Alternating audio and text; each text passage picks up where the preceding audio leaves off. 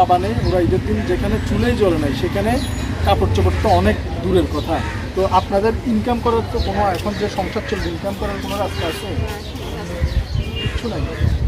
আসলে আমরা এর আগে যেদিন খোঁজখবর নিতে এসেছি, আমরা ওনাদের চোখের পানি দেখেছি যে মানুষের চোখের পানির মূল্যায়নটা আমাদের কাছে কিছু না থাকলেও অন্তত চোখের পানির মূল্যায়নটা আমরা রাখি এবং আমাদের কাছে আছে।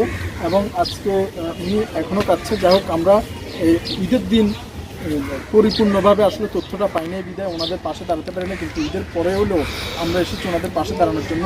তাই আমরা ওনাদের জন্য এই এখানে ওনাদের তিনজনের জন্য আমাদের কাপড় রয়েছে। আমরা আমাদের এই স্বেচ্ছাসেবী বোনের দ্বারা আমাদের কাপড়গুলো কিনেছি।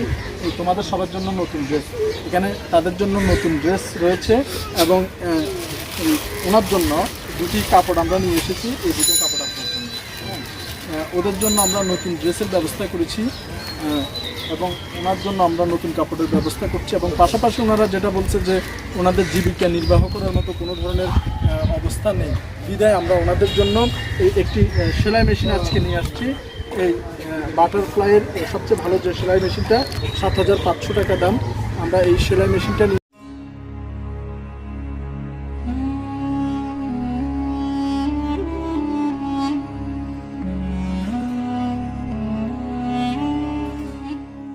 রাহিম। আজকে আমরা যে স্থানটিতে দাঁড়িয়ে আছি বায়েজিদ থানা সংলগ্ন জায়গাটার নাম কি? হিলভিউ ওই তো পিছনে স্কুল। আচ্ছা, হিলভিউ সারমন স্কুল অ্যান্ড কলেজ নামক একটি জায়গা। এটা বায়েজিদ থানাধীন, বায়েজিদ থানাধীন একটি জায়গা। তো যাই হোক, আমরা যে অসহায় পরিবারটি সামনে নিয়ে আজকে দাঁড়িয়েছি, আমাদের এক স্বেচ্ছাসেবী সদস্য বোন শান্তা, তার মাধ্যমে আমরা জানতে পারি এই অসহায় পরিবারটি সম্পর্কে। আজকে আমরা এই অসহায় পরিবারটির পাশে কিছু সহায়তা নিয়ে দাঁড়িয়েছি। তো আমরা প্রথমে যদি ওনাদের থেকে একটু শুনি ওনাদের যে অবস্থা, যে দারিদ্রতার যে করুণ কথাটা। আচ্ছা, আপনার নাম কি বলুন? ভালো লাগছে। আচ্ছা, আপনার স্বামীর নাম কি? আলাউদ্দিন মিস্ত্রি। উনি কী কাজ করতে? রাজমিস্ত্রি কাজ করতে। তো উনি কবে মারা যায়? আজকে 2 সপ্তাহ আগে আপনার স্বামী মারা যায়। তো আপনাদের দেশের বাড়ি কোথায়? হাতিয়া সন্দ্বীপ। সন্দ্বীপ তো আরেকটা হাতিয়া, আরেকটা হাতিয়া কোন থানা? হাতিয়া কোন থানা জানেন? আপনার জানেন হাতিয়া কোন থানা? হ্যাঁ, ও হাতিয়া নদী ভেঙে নিয়ে গেছে, এখন আর নাই, কিছু নেই। ওনাদের দেশের বাড়ি হচ্ছে হাতিয়া, সম্ভবত হাতিয়া সদরই হবে। তো নদী ভেঙে নিয়ে গিয়েছে, কিছুই অবশিষ্ট নেই। ওনারা কখনো আর যায়ও না সেখানে। তো এখানে কোনো একটা আমরা যেখানে দাঁড়িয়ে আছি এখানে ছোট্ট একটা খুপটি করে ওনারা ভাড়া নিয়ে থাকে। এবং আপনার ছেলে মেয়ে কয়জন? আপনার ছেলে না, 3টা মেয়ে। এই 3জনই কি? হ্যাঁ, তোমার নাম কি? তোমার নাম কি? তোমার নাম কি? তা আপনার এই কোন সন্তান স্বাধীনভাবে কী সমস্যা? আচ্ছা, ওনার 3টা মেয়ে, কোনো ছেলে নেই। ওনার স্বামী 2 সপ্তাহ আগে মারা যায়। ওনার একটি মেয়ে শারীরিকভাবে প্রতিবন্ধী। আর তোমরা কি লেখাপড়া করো? আগে করতে, এখন করো না? করো না? সামনে আসো, সামনে। আচ্ছা, কোন ক্লাস পর্যন্ত পড়ছো? ক্লাস 8। তো কেন পড়ালেখা দিচ্ছে?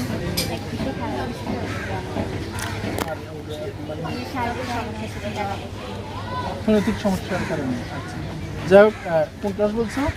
ক্লাস 8 পর্যন্ত কষ্ট করে উঠতে পারলেও অর্থনৈতিক দৈন্যতায় তারা সামনের দিকে আগানো হয় নাই। তো ওনার এই 3টা মেয়ে নিয়ে উনি বড় ধরনের আসলে বিপর্যয়ের মধ্যে রয়েছে। ওনার ইনকাম করার কোনো অবস্থা কিংবা কোনো সোর্স নেই। যে গত পরশুদিন যে ঈদ গিয়েছে, তো ঈদের দিন কি আপনাদের বাসায় কোনো রান্না হয়েছে? ঈদের দিন কোনো রান্না করেন বাসায়? তো আচ্ছা, ঈদের দিন, গত পরশুদিন ঈদের দিন কিন্তু ওনার বাসায় কোনো রান্নাই হয় না, টোটালি চুলেই জ্বলে নাই। অর্থনৈতিক দৈন্যতা কাকে বলে? তো ঠিক ওই ঈদের দিন এই অসহায় পরিবারটির বাসায় আমাদের এই স্বেচ্ছাসেবী বোন শান্তা, সে বাসা থেকে সেমাই নিয়ে যায় এবং সে আমাদেরকে এই অসহায় পরিবারটি সম্পর্কে এই তথ্যগুলো সে আমাদেরকে দেয়। এবং আমরা তথ্য অনুযায়ী এসে খোঁজখবর নিয়ে সব কিছু সত্যতা যাচাই করি এবং তাদের পাশে আজকে আমরা জানাবো। তো ঈদে আপনার বাচ্চাদের জন্য কিংবা আপনার জন্য কোনো কাজ তো ওদের বাবা নেই, ওরা ঈদের দিন যেখানে চুলেই জ্বলে নাই সেখানে কাপড় চোপড় তো অনেক দূরের কথা। তো আপনাদের ইনকাম করার তো কোনো এখন যে সংসার চলবে ইনকাম করার কোনো রাস্তা আছে? কিচ্ছু নাই। আসলে আমরা এর আগে যদি খোঁজখবর নিতে এসেছি, আমরা ওনাদের চোখের পানি দেখেছি যে মানুষের চোখের পানি মূল্যায়নটা আমাদের কাছে কিছু না থাকলেও অন্তত চোখের পানির মূল্যায়নটা আমরা রাখি এবং আমাদের কাছে আছে। এবং আজকে উনি এখনও কাছে, যাই হোক আমরা এই ঈদের দিন পরিপূর্ণভাবে আসলে তথ্যটা পাই নাই বিধায় ওনাদের পাশে দাঁড়াতে পারি না, কিন্তু ঈদের পরে হলেও আমরা এসেছি ওনাদের পাশে দাঁড়ানোর জন্য। তাই আমরা ওনাদের জন্য এখানে ওনাদের তিনজনের জন্য আমাদের কাপড় রয়েছে। আমরা আমাদের এই স্বেচ্ছাসেবী বোনের দ্বারা আমরা কাপড়গুলো কিনেছি। এই তোমাদের সবার জন্য নতুন ড্রেস, এখানে তাদের জন্য নতুন ড্রেস রয়েছে এবং ওনার জন্য দুটি কাপড় আমরা নিয়ে এসেছি। এই দুটো কাপড় আপনার জন্য, ওদের জন্য আমরা নতুন ড্রেসের ব্যবস্থা করেছি এবং ওনার জন্য আমরা নতুন কাপড়ের ব্যবস্থা করছি। এবং পাশাপাশি ওনারা যেটা বলছে যে ওনাদের জীবিকা নির্বাহ করার মতো কোনো ধরনের অবস্থা নেই বিধায় আমরা ওনাদের জন্য একটি সেলাই মেশিন আজকে নিয়ে আসছি। এই বাটারফ্লাইয়ের সবচেয়ে ভালো যে সেলাই মেশিনটা 7,500 টাকা দাম, আমরা এই সেলাই মেশিনটা নিয়ে এসেছি। তো আজকে এই কাপড় ক্রয় বাবদ 3,000 টাকা এবং এই সেলাই মেশিন বাবদ 7,500 টাকা, মোট 10,500 টাকা স্পন্সর করে আমেরিকা প্রবাসী আমার মামা ইঞ্জিনিয়ার আমিন আহমেদ। ধন্যবাদ জানাচ্ছি আমার মামা ইঞ্জিনিয়ার আমিন আহমেদকে। এবং পাশাপাশি এই পরিবারটা একেবারে যে পথে বসে গিয়েছে। তো তোমাদের মধ্যে সেলাই কাজ জানো কে বলছো? তো ভাগ্যক্রমে আমাদের এই বোনটি, তোমার নাম কি বলছো? হালিমা।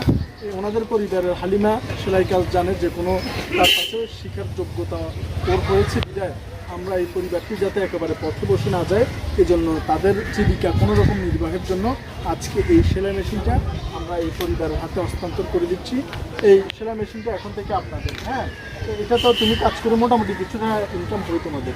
তো আমরা যাতে ওনারা একেবারেই এখন যে অবস্থায় আছে ইনকাম করার একেবারে টোটালি কোনো সোর্স বা ওয়ে নাই বিদায় অন্তত একটি জিনিস তাদের অন্তত 4টা ডাল ভাত যাতে জুটে সেই ব্যবস্থাটা আমরা করার চেষ্টা করেছি আমার মামা আমেরিকা প্রবাসী ইঞ্জিনিয়ার আমিন আহমেদ আঙ্কেলের স্পন্সরে। এবং ওনারা যাতে একেবারে পথে বসে যেতে না হয়, অন্তত আমরা আমাদের জায়গা থেকে আমাদের যতটুকু সম্ভব আমরা চেষ্টা করেছি। আর আরও স্পেশাল ধন্যবাদ জানাচ্ছি আমাদের এই স্বেচ্ছাসেবী সদস্য ছোটো বোন শান্তাকে, যে আমাদেরকে এই অসহায় পরিবারের খোঁজখবর নিয়ে দিয়েছে। এর আগেও অনেকগুলো অসহায় মানুষের হচ্ছে আমাদের আমরা পাশে দাঁড়িয়েছি। এবং এই ধরনের কাজ করতে গিয়ে শান্তা তোমার কেমন লাগে বলো? তো এটা তাদের মুখে যে হাসি ফুটছে, তাদের বাসাতে ঈদের দিন কোনো রান্না হয় না, তুমি তাদের জন্য সেমে নিয়ে গেছো, এটাতে তোমার আত্মতৃপ্তিটা কি? অনেক ভালো লাগছে ওদের পাশে দাঁড়াতে পারছি, হয়তো আমার মনে হলো আমি সেম কাজটি করতাম। আচ্ছা, তো এখন ওদের নতুন কাপড়ের ব্যবস্থা হয়েছে কিংবা জীবিকা নির্বাহের জন্য যে সেলাই মেশিনের ব্যবস্থা হয়েছে, এটাতে তো মোটামুটি তারা একেবারে পথে বসে যাবে না, চলতে পারবে, কি মনে করবেন? হ্যাঁ, অবশ্যই পারবে। আচ্ছা, ঠিক আছে, ধন্যবাদ এর শান্তাকে। এরকম অসহায় অনেক মানুষ বাংলাদেশের বিভিন্ন জায়গায় নীরবে নিবৃত্তিতে চোখের পানি ফেলছে এবং পথে বসে যাচ্ছে। এরকম কোনো মানুষ যাতে পথে বসতে না হয়, নীরবে চোখের পানি ফেলতে না হয়, কিংবা ঈদের দিন যে খালি যাবে বা রান্না হবে না এরকম যাতে না হয়, আমরা সবাই যাতে একটি মানবিক বাংলাদেশ রচনা করতে পারি, সবার সম্মিলিত প্রচেষ্টায় প্রত্যেকে মোরা পরত করে, এই হোক আমাদের স্লোগান। আর এই অসহায় এই তিনটা মেয়ে নিয়ে এই মা যাতে একেবারে সমুদ্রে পড়ে না যায়, যাতে একটু ভালো থাকতে পারে ইনশাল্লাহ। ভবিষ্যতে যদি বড় ধরনের কোনো অসুবিধার পড়ে আমরা চেষ্টা করব পাশে থাকার জন্য। বলুন, ও তো হাঁটতে পারে না। আচ্ছা আচ্ছা, ঠিক আছে, আপনি চিন্তা করেন না। উনি কাছে ওনার যে শারীরিকভাবে প্রতিবন্ধী মেয়ের মধ্যে যে মেয়েটা, ওনাকে নিয়ে আমরা ইনশাল্লাহ ওনাকে কথা দিয়ে যাচ্ছি। ওর যদি বিয়ের সাথে ঠিক হয় কিংবা ওই ধরনের কোনো প্রচেষ্টা ওনারা যায়, ইনশাল্লাহ আমরা সর্বাত্মক পাশে থাকার চেষ্টা করব। ঠিক আছে, আপনি চিন্তা করেন, আপনার এই মেয়ের সামনে যদি কোনো ধরনের বড় ধরনের অসুবিধা হয় কিংবা বিয়ে সংক্রান্ত কোনো কার্যক্রম হাতে নেন, আমরা পাশে থাকি, বুঝছেন? আপনি কান্নাকাটি করেন না, ইনশাল্লাহ আমরা। আচ্ছা, ঠিক আছে, ইনশাল্লাহ আপনারা ডাক্তার দেখান, যদি বড় ধরনের কোনো সহযোগিতা লাগে আমরা পাশে আছি, যদি কোনো ধরনের অসুবিধা হয় আমরা থাকি। তো ইনশাল্লাহ এই একেবারে প্রকৃত অসহায় যারা নদী ভাঙা ভোলা না হাতিয়া নদী ভাঙা মানুষ, একেবারে ঘর ভিতরে কিছুই নেই, সেই মানুষরা এখানে এসে কোনো রকম একটি খুঁটিতে আশ্রয় নিয়েছে, সেই জায়গায় যাতে অন্তত ডাল ভাত খেতে পারে আমরা এই প্রচেষ্টা করেছি। ইনশাল্লাহ এই ধরনের কার্যক্রম যাতে সারা বাংলাদেশে ছড়িয়ে পড়ে এবং কেউ যাতে অনাহারে অর্ধাহারে না থাকে, এই হোক আমাদের অঙ্গীকার।